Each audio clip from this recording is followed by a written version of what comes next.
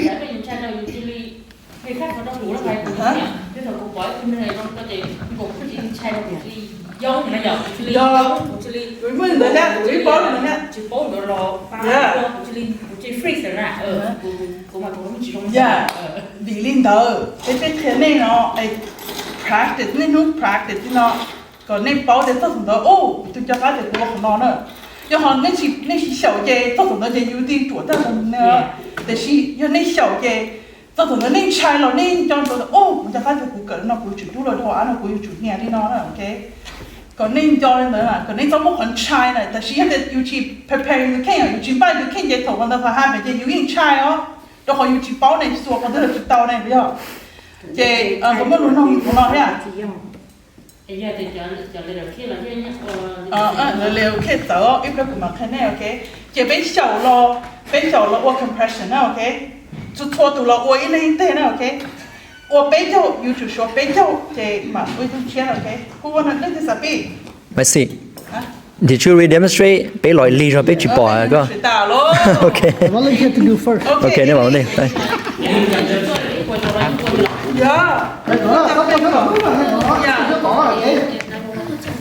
Cái này chủ quan trọng cái cho ý tôi chọn là bán này nè. Dạ, chỉ yêu nó mù liò. Cho tao phải cân một phần nữa. Còn nó chỉ là có lúc lá mỏ đó. Lúc cái này là cái từ bắt thôi mà cứ chăm mỏ bây giờ lúc lá có nhiều lúc lá là thế. Niên là tôi bắt tham rồi lúc xuống theo nó là có niên mình từ khi bên lúc mình học cá nó nên mình từ lúc học xe cái số cái tôi bắt tham thì chỉ cái số tiền kể chỉ số còn là gì thầu trong nó là cái này á mỗi lần đi cho cũng tự người ta phải dùng bỏ còn đỡ nè thế cho mà dùng nó cho nó dùng chỉ bỏ rồi xí thầu trong nó chỉ có những lấy đầu để cho tao gọi dùng bỏ bắt tham nó cái này đây là我还那个头就是那起码好几十毛呢，好几千块钱的东西了 ，OK。这洗个肉了，那是刚这洗的家是，这洗个人煮，家是这样，OK，cái số khổng á, cái liền nó số nó kia nó ok, cái khổng này nó để cái sợi dây nè cho, cái tụi bắt xa cái lúc đó còn tụi nó nè nó ok, cái số sợi bây giờ nè. 1、2、3、4、7、8、9、10、左、左、1、2、3、4、7、8、9、10、11、12、13、14、15、16、17、18、19、20、21、22、23、24、25、26、27、28、29、30、31、32、33、34、35、36、37、38、39、40、41、42、43、44、45、46、47、48、49、50、51、52、53、54、55、56、57、58、59、60、61、62、63、64、65、66、67、68、69、70、71、72、73、74、75、76、77、78、79、80、81、82、83、84、85、86、87、88、89、90、91、92、93、94、95、96、97、98、99、100、101、102、103、104、105、106、107、108、109、110、111、112、113、114、115、116、117、118、119、120、121、122、123、124、125、 左、左、1、2、3、你bỏ đi quá, có xả đi mà nè. Nhiều máy sao? No, có suy là đi hết, giờ thì cũng bán rồi đó. Em cũng mua là nhà rồi, thôi bây giờ ôn được thôi gì sợ. Okay, you just show eat, nên có flour, nên có cheese, okay. This is a good example. Okay. So you look at the so I'm not đó. You put it to bán rồi đó. Cái lời thứ ba cái lời nè lúc xuống thế là thì thầu này thì người tin muốn nó đó anh ấy có thế rồi nhưng mà có thời gì thì cái tôi chỉ tao bán được cái也就是西装更多样。我他差别就那个讲啊 no 差别就是是包啊是包差别就是你跟他比多是一个杯的差别就是不用牛啊，我都到喝了是那。OK 那个老的了那个老那个就是老的老了 OK 头啊，那个鲜的那个给什么呢？它是是那些手拿了要。也给的好够鲜的。cái chủ xuân thì bắt thẳng nó chỉ một cái sợi cho một nè nè lên nó một lúc cái họ nó nè cho mình nè chỉ cái một sợi nó cho sát số nó cái giá của trên cho cái lúc họ chơi chủ tin của tụi mình tổng tên cho dây rồi ok thì nè bây giờ nó cái chủ số nó đó nè ok ok ready không y con nè đi lấy bé nhìn gì我只要这样 OK 那个了我那我来知道捏主捏下里一OK OK ready 一等一下背摸上七等一下到一下一个做go 一 go go 背 go blow go 七 go down go 下 go yi, go yuav, then go e, then go o, then go bei, then go blow, then go ji, then go dao, then go xia, then go yi, then go yuav, bei dao, what's up? She can go for a second round. Come on, in here. Yeah, you can use something. You need to know you say tall and lose something out. This is the issue. Lose something the entire time. You the name of tall, okay? The name of Lala. You see that I'm only the you have told it. The money don't blow, the money don't follow. You said they never YouTube. Poor lose something out the whole time. The moon of all of the show, look at the day you check the daily, the young and listen to the whole time. I'll put you both at the because they have a terrible Niana, okay? Okay, Lola, Sheila. Lola, Sheila. Can you add the sheet? You're trying to get it to the bottom, okay?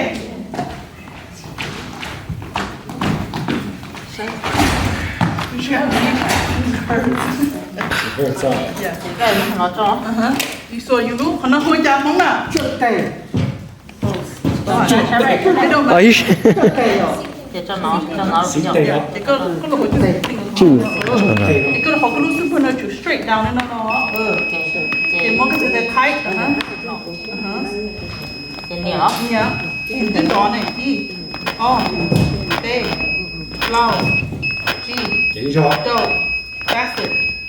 8, 9, 10, 11, 12, 13, 14, 15, 16, 17, 18, 19, 20, 21, 22.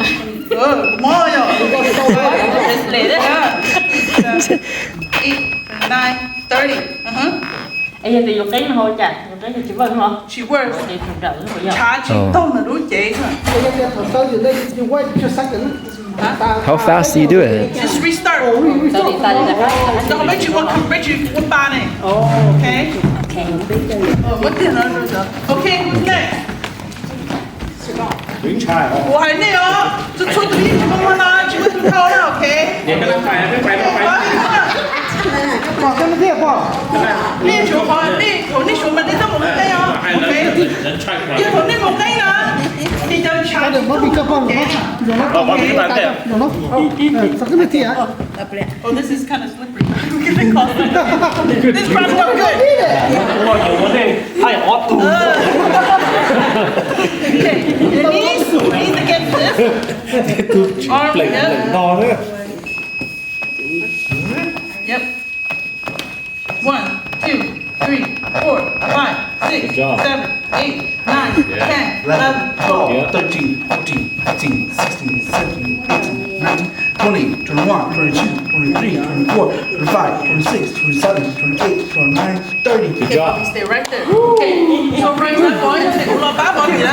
Okay, toe Bobby, oh Bobby, you made this person like.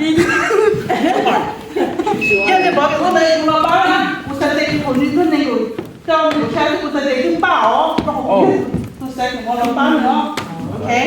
Oh, jadi auto na ha? Auto na what you do inshallah tahu. Yes. Oh, okay, good to know. Oh, Bobby, you kind of slammed this. Itu kah? Gently broke the wrist. Okay, next person. Thôi dùng máu này, ý này người sát tu liệu. Như là để dùng gió lên nó nè. Em còn nữa ta nó chạy giá gì có thể lo cho cái nữa. Mika hay thế. Do not let anything interrupt your compression, okay? The slower you do, the slower the blood flow. Okay, I see. Thì nó đừng có lúc lá nữa, okay? Đừng có thế cho nó, okay? E, tính rồi. Go. E.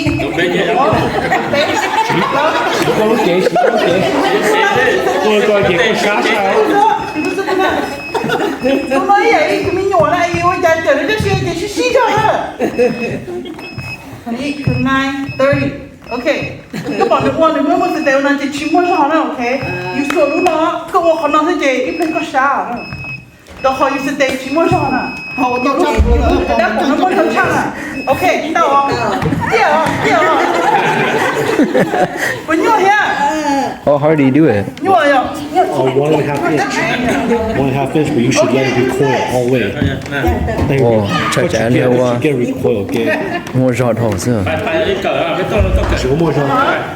Mình đầu đó không mà yêu chỉ chân đầu đó, ok, còn nó tập lại đó nữa, ok. Họ cho mình á là it's the same thing. Mình á mà thôi nữ châu này mà nữ gì cái tên mà gì phía chỗ nó đó họ cho mình á nó qua stop ba đấy rồi. Cái yêu chủ muốn nữ tuổi cái khó nó vậy, sẽ tệ chủ tuổi này luôn. Lúc đó hồi á nó cái yêu nhẹ à lên nhẹ, họ nói ha e o b block g này chỉ muốn nữ tiền nó sẽ yêu chỉ chân đầu nó đã khó nó đó.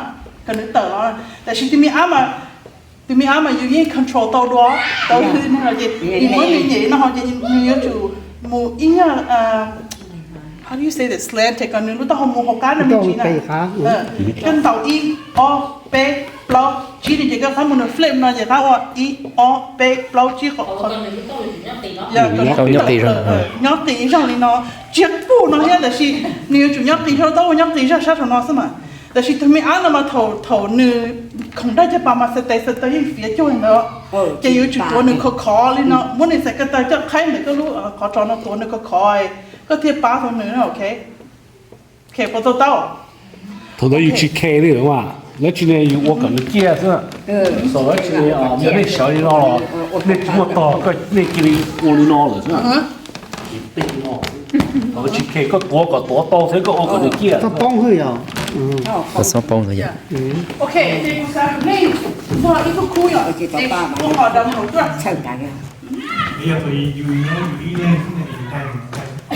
ôi nghĩ là thế nào xí lên nè我到这有没有到中闹哪里给我是吧？ Thấy không vậy? xí lên tiền nó có bao ya tổ tiêu hậu đây là chỉ ba yêu kia không được thôi ya. Bây giờ lâu nó mà lúc sửa tàu mà cái nó mỏ tàu này nó sẽ chỉ mua đây cái chỗ là nó ya. Rồi nữa nè. okay so I want you guys to part up take to cool and they walk ต่อแล้วต่อ我大概就是抓呀，那一个月抓了ตัวอะไรก็เขาจะสลับอย่างเช่นก็มันย่อก็จะละคุยเราต่อก็ใหญ่นะมันเขาใหญ่ nhỏ nó ใหญ่คนช่างเขาแล้วจะ抓อย่างนี้ They're unconscious or they're conscious. เราก็ว่าเราคิดว่าก็ใหญ่ขึ้นเราเติม if it's more effective to have them laying down because it's harder for you to grab because it's hard especially when a pregnant woman right your arms can wrap around ฉันต่อรับมันต่อมาใช่ yeah ยังจะไป okay so I'm gonna name here cool part up and they practice on the Mình nhớ à. Có thể một upside down vậy được không? Yo, the big Thiab. You missed the baby. How to CPR the baby? You know how to CPR the baby? Yeah. Hãy cho tay á. Oh, okay. Sinh mỹ nhận thôi. Nó thì là lo ý cho nhà đi của cháu mi tu á, nhà đi Wesley đó. Chỉ có sĩ bắt tay chứ. Okay. Cháu lâu thì có mà sĩ ó bắt tay á. Cháu bây giờ thì ó từng đi tay chứ. Cháu mấy nhà đi có từng mình xả. Yeah. Cháu có tụt tú chị như nào. Ó lo nhà đi của tụt tú chị mà sĩ bắt tay. Because you don't want to break their ribs. You ready? Okay. Let's CPR. and they blow to me okay ít chỗ nào mà yêu thương to team leader cho nó yêu to pay cái mua khả năng okay họ to team thì ó thì nhiều to phụ lý okay yeah to team that đi từ there let's say Spider and Heimlich bên này thì phụ lộc bảo thì phụ okay Heimlich có phụ cho ý nè bên này có bác của nó okay thì thầu của hai đứa vào đi Heimlich có phụ lý Heimlich cái này đã có học mà hút bùi nó bé hút khả năng là closed loop communication yeah thì của hai đứa có hút bùi nên là mà hút bùi yeah khả năng khi nó của họ họ lụt gì cũng bỏ là cái hút bùi là chỉ nói như là mua là giờ rồi nó okay thống mà emergency là mà you want to communicate you to hai còn mình cái hai còn chỉ chơi còn tụi mình tụi bao tiền mình cho không lử cho anh chị nào okay cái bên ngoài của mình cho team blow nó vậy, ít tu yêu tu leader, yêu tu cho mình chủ khai thì ok, bảo các bác của nó, cái cơ tu gì, thì có một cho chúng nhỏ này nó là ok, nó họ hồi lúc trẻ mà yêu chủ không mình nhỏ ấy chúng mình ít năm này nhiều vậy, cái giờ số này hồ lý đó, hồ khai này là hồ lý chúng mình đến đây phải cho nhau là từ cho lâu rồi, nên chụp bao thì nên lúc trẻ nó bơi cho nên tất cả hồ lý chán nào ok, lỡ chúng nó này, Thì they're gonna ask the police này tụi nó thì thằng này là cho nó tụi này trong nhà rồi tại khi nó nên tới nên quan chi rồi nên chụp bao tay cho tụi nó rồi tụi police nào ok bây giờ ta luôn mong cho nó xin lỗi bao đó lo chỗ đi ra tổ ra nè you chụp bao quan chi rồi you chụp bao you khẩn trương you nó mới chạy khẩn trương nhớ để chạy cho nó nào ok chạy xe tôi chạy you nhớ nó phải không that's most important em giờ thì nó chấm gọi có seizure nó dọn seizure nó không còn có seizure nó chạy seizure nó chạy trong bộ có ra về là chỉ là có seizure nó bữa giờ nó cái có đáp bê sao you chúng mình được không cần cho mua nó tự ta nó cần cho aspirin cho chốc nè đó họ cho con cho nó mà gì chủ nó chốc đâu từ trong đời gì chúng mình được không ai cần cho mua nó cho nó tự nó còn giao lọc còn nó ô tô ba đi nữa ok từ nó mà đi stop sao lỗ này bây giờ nếu sao lỗ nhá ok cho nên chị nói nữa không muốn chơi sao ok thế từ lúc lấy chuyện kia tên nó rồi chạy đi vừa đó cũng tới thằng cũng có tới tung nhiều nó dọn chè vừa đó cũng nhiều lấy chè có lấy chè còn số cũng chó sẽ là dọn chè cũng có nhiều cái chè số cũng chó vùng cổ sẽ là giờ số cũng chó vùng cổ cái tội cái là bị ba nè rồi cũng có được tiền nó chè còn ba chè cái ít cái chè cái mình cũng mua để mình khi mà sẵn lọ sẽ là người ta có thể lên chợ giờ cái số nơi chợ lúc đó chỉ thiên thao CPR as long as lúc đó thiên chỉ qua CPR không có được cha cái chuyện tròn nhỏ họ sao có tròn nhỏ rồi à chỉ có make sure that cái lúc đó clear còn không muốn có nhớ của tôi chỉ là bỏ mình cho ta bàn hoặc tổ bà sẽ giờ nếu muốn có cho cái chúng mình tin nó đâu tin nó còn giờ có cho nó tự lo chỉ tổng tự cái là không muốn cho trong sự đó chỉ mình chỉ phải nè con cả chỉ khu chơi ý mà tôi coi nửa ní cho người ta xin à rồi còn nó xa bên chúng họ vào chè đấy có cái bát thì tôi muốn để cho ít xài chè còn chỗ không nhận tự ta ấy còn cái cho blog nó khó lắp bàn rồi còn nó ô tô ba cái số nhiều thì số nhiều giờ tiền mình chỗ mua mình chỗ lợi nhận thêm chi nhá tôi giờ nó bỏ đây nữa Mai See, this real life mannequin, do you know to show the turnover? What do you mean by that? How many? Oh, when they have a seizure. For like really big patient. Oh, a big patient. I think we'll have some that. What you need help? Usually, you eat more of those things not gonna. You remember? Chẳng có được tớ rồi, okay. They always call nó lo này rồi. Nữ món này cũng món này rồi. The Caesar, nữ phone. Bùa. Ai cũng món nữ tiền chỉ sao là nữ còn dòng buồn nó tự lo thả is gonna drown. So mỗi coi like kiaอยู่ấy chỉ có mấy một trái tụi mình lo một trái cũng muốn tiền lại so is cũng muốn sát tiền nó cho nó hồ thì cũng muốn sát nó trong những cái đá nó thì tụi mình tiền lo thì là nhóm này nó thì cái cha là sát cái tơ rồi cái cha sát cái tơ á tụi mình mấy một trái nửa là ô lái của nó có tổ của nó đấy cái tổ của nó gì muốn đi rồi thì mình nghĩ mua đâu là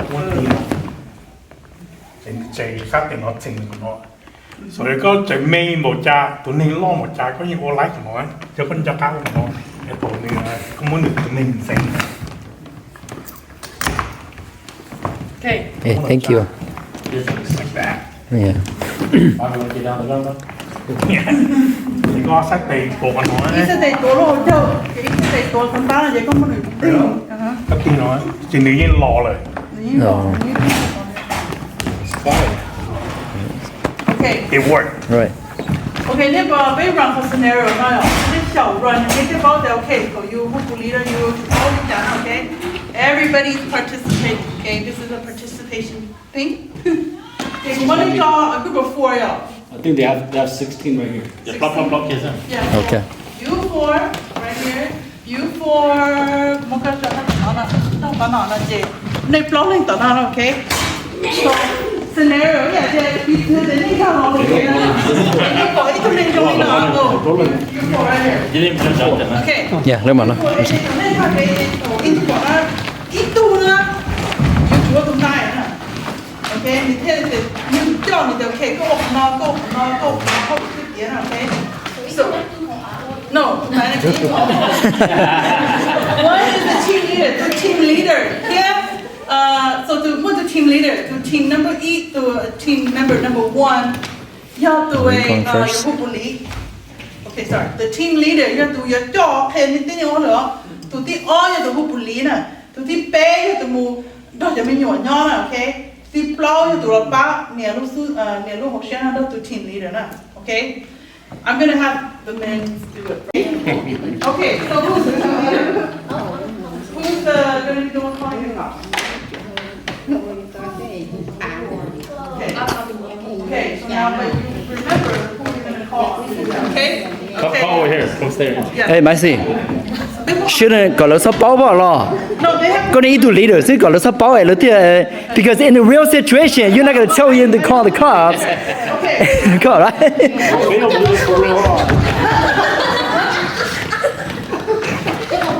Chị nhắc áp cho là công việc.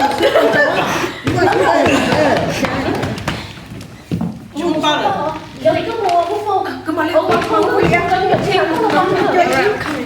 Hello? Ini baca ya? Tapi sini không biết tiếng Anh chúng ta nè. Ni coba lah, ni baru tapi harus CPR. Tại sini là các tập biết hả? Ni tu ni tu apa cesong? Rồi đi một tổ theo. Ini nyawa kata. Nhớ chí block ý ốc. Okay, chắc kỹ gì? Chắc kỹ này á. Okay. Các bạn xem hết từ này ni có trong máu chỉ kata lah apa non trả chỉ. Chị bỏ ra nhá. Okay, good job. Okay, ni kita share CPR. Jangan itu ah. Okay. So do you go back and forth? Yeah, you check the whole, listen to the breath. You do until the police comes? Yeah, you do this EMS, so about take over. Yeah.他们要照念的嘛，昨天要下不了，我杀警察嘛，你少点。Let's bring this one, right? Oh, you get the hit. You get the hit. Wow, bạn sẽ sắm bắt nè. Chị nghĩ thế của rất là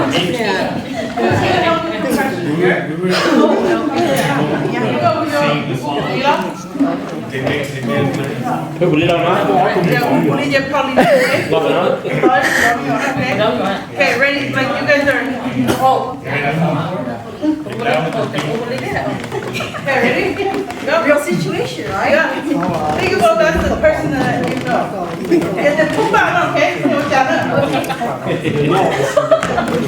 This Apollo's on the floor. What are you gonna do? Chị em, check it out. Okay.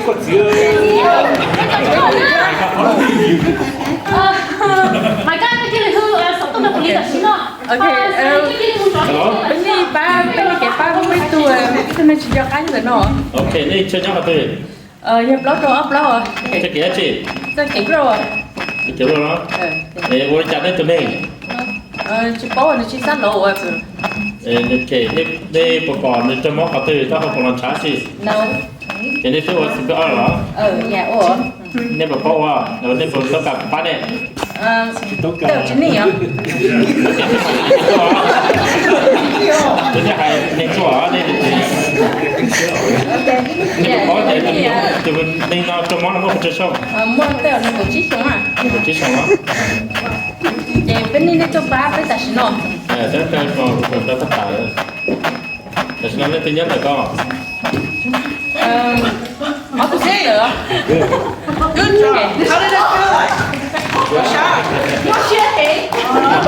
You know the mannequin so okay, you must tell them, okay? You have to remember that.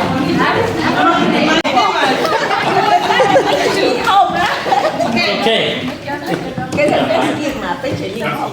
But sure you guys did this a whole lot Đó. Nè. Có thế là có thế này. Ok. Rồi thì đi đợi có từng kinh chắc. Đưa phụ nhà đâu nè. Rồi. Okay.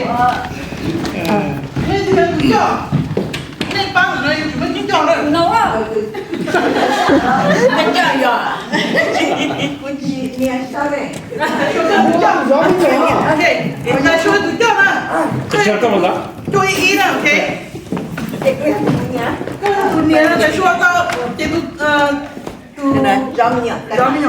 Ok. Ta show nó không bị bao, không bị giăng hết. Tụi không bù lì. Tụi gió mình nhỏ. Tụi nó. Tụi nhẹ hả? Cái tụi này tụi nhẹ nè. Để chỉ nói nên một thằng nào có tụi bao giờ phụ là lúc bây giờ là phụ bù lì. Mình nhỏ nè, ok.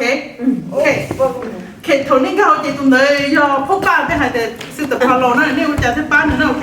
Ok, đúng không? Ok. Có điểm lát rồi.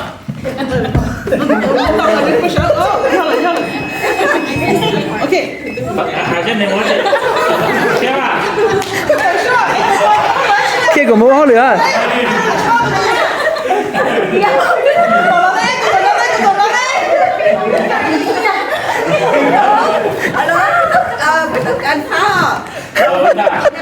This is pretty much. What do you got? This is real life. She come on. What? I can't understand you. You speak English?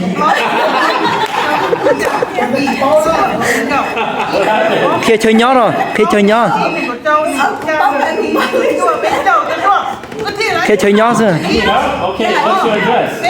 What's your address? Phải này chua ít nó có gì nó lá lóng chua Okay, so what kind of help do you need? Something injured? Hurt? Somebody fell down on the ground. Oh,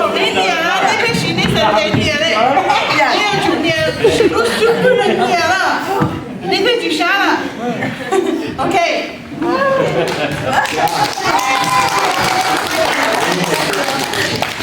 Đây sẽ là tôi bảo là系统的那颗货呢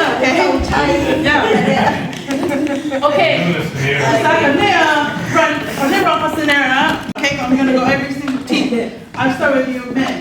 What did you do good, and what can you do to be better at? I think cái ba cái thái này vì nó khó thở bé lò nó cái chỉ take too much time to listen to khu nữ nhá tụm nông nữa và chế nó chỉ ta nó thở bé tí lò tí năng chỉ tao liên quan đến啥. What did you guys do well on? No, what you don't. Bé nhỉ à.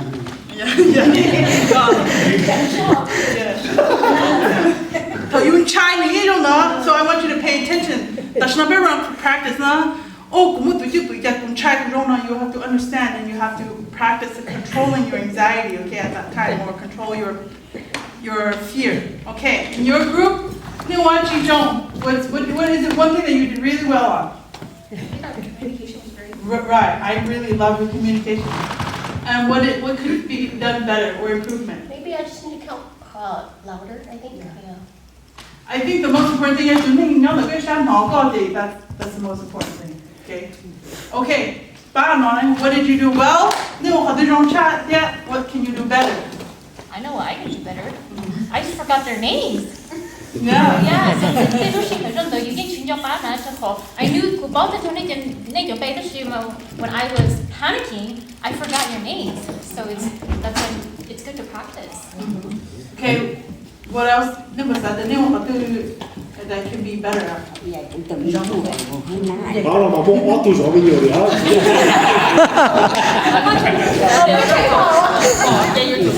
Nhiều chỗ này.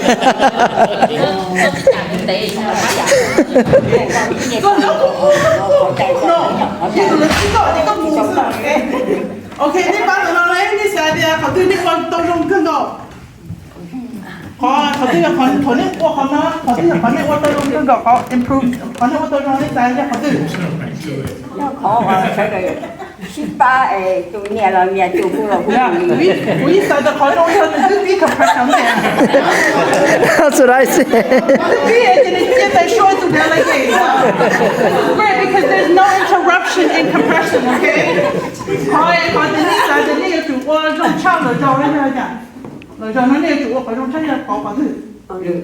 đầu thì mà đi chỉ đâu chơi cơ chơi nhà là chỉ tàu ở chạy tàu chơi không phụ đi chân chân thế xưa là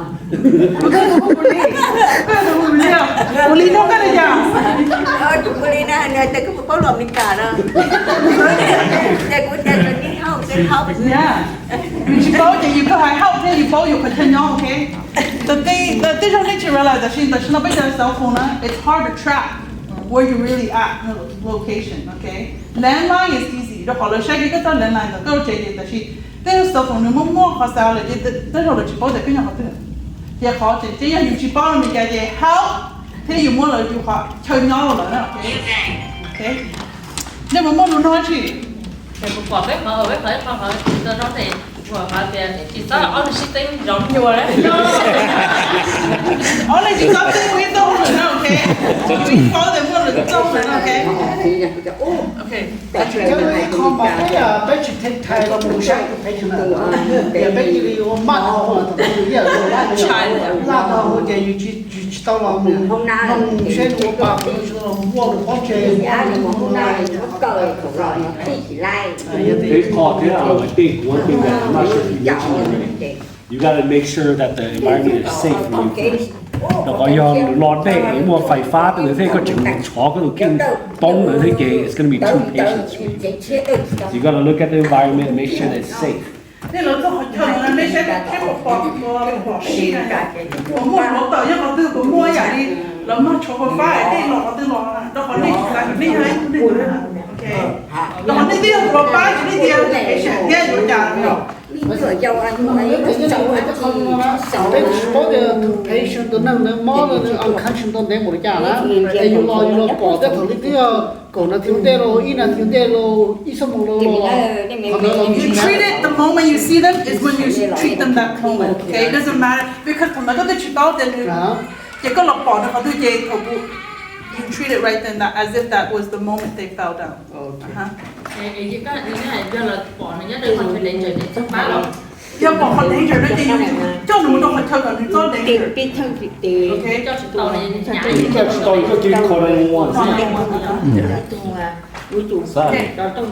I think that's all I have. Next, if you have any questions. dừng chân cũng cái kho cũng được cái gì bây giờ nó không cứ sự nó thì nó biết thật cái gì bây chúng nó certified CPR hay cái bài nó biết bỏ nó bây nhiều nhiều lại rồi nó bây nhiều lại những cái nhớ phải ra đây mà nên nhiều lại rồi nó không bị ra Dạ bên chị này cho bên mai nó họ này nhưng break hay nhưng tao có break số tao nhiều there is a lot of good bây bài bây gì muốn đi cho nó popo nó cái cái là cho nên cái I think if you help them, it's good. But if you're able to, I don't think it's like. I think ở California rất trái mà do cái ba chỉ nên tao thế thì cho nó được sang được cái YouTube họ cho thì họ phải mua phải bây giờ. Yeah, I don't know if there's a law that I think there is a. Yeah, I think there's a law mà cho trái cái sự việc này là ba là protect you này.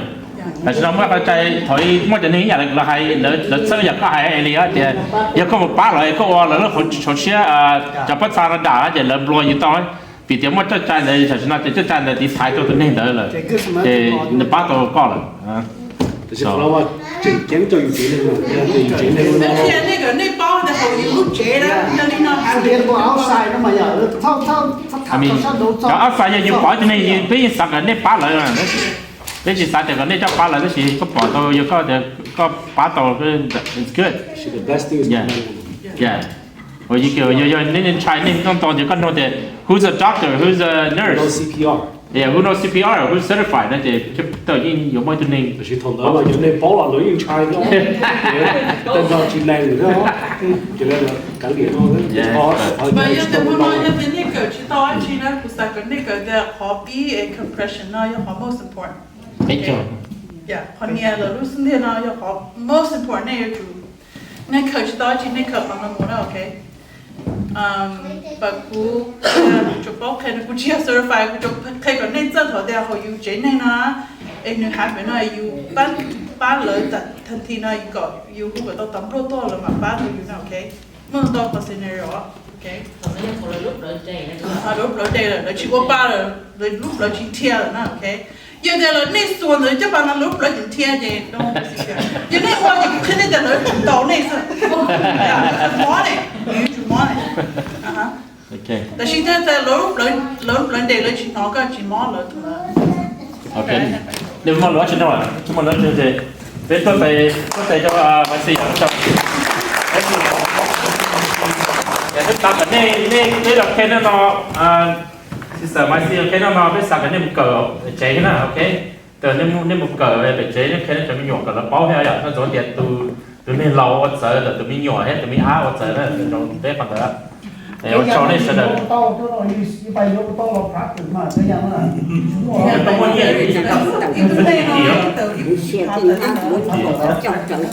Yeah.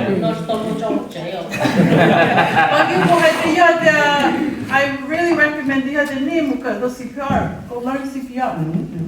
Mình có life skill này là more đúng không? Yeah. Vậy là tomorrow là mới YouTube channel. Nên mình sẽ YouTube là như thế. Để cho để cô hai có vào thì give the blessing. Okay, Mr. Mandy, he gives a blessing of food.